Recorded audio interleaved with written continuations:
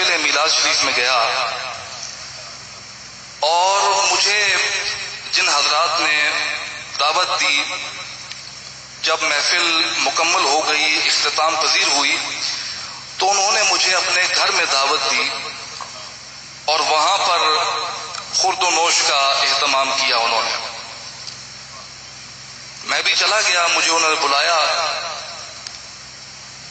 وہاں میں بیٹھا تھا کہ میں نے دیکھا کہ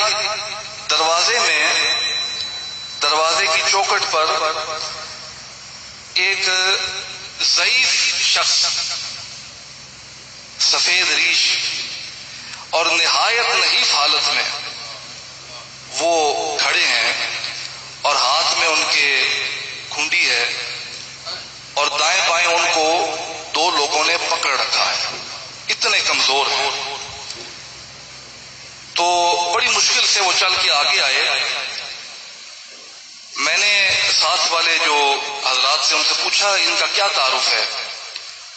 انہوں نے بتایا کہ یہ حضور اعلیٰ کے بیعت ہیں، آپ کے مرید ہیں۔ تو میں متعجب بھی ہوا، خوش بھی ہوا، اور ان سے اٹھ کر ملا، ان کو اپنے ساتھ بٹھایا اور پھر ان سے پوچھنے لگا کہ آپ کی صحت کیسی ہے، آپ ٹھیک ہیں، کب بیعت ہوئے تھے، اس قسم کے سوال پوچھے۔ تو انہوں نے ان سوالات کا جواب ٹھیک ٹھیک دیا، جس سے مجھے اندازہ ہوا کہ ان کا حافظہ ٹھیک ہے۔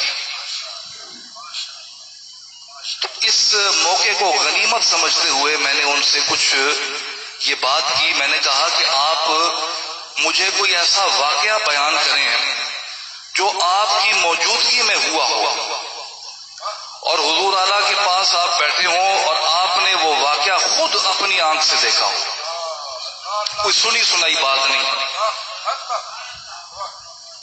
تو وہ جو بزرگ تھے وہ کہنے لگے کہ ایک واقعہ مجھے یاد آتا ہے، یہ ان دنوں کی بات ہے جب میں نوجوانی میں گولڑا شریف آیا تھا، اور ماڑی شریف پر میں حضور اعلیٰ کی خدمت میں بیٹھا ہوا تھا۔ ان دنوں میں وہاں علاقے میں، محلے میں ایک فوتی ہو گئی تھی، قتل ہو گیا تھا۔ تو قتل ہوا، جن لوگوں کا قتل ہوا تھا ان لوگوں نے الزام لگایا کہ قتل کرنے والے پیر میر علی شاہ صاحب ہیں، یہ قتل انہوں نے کرایا ہے۔ الزام لگانے والے الزام لگا دیا کرتے ہیں۔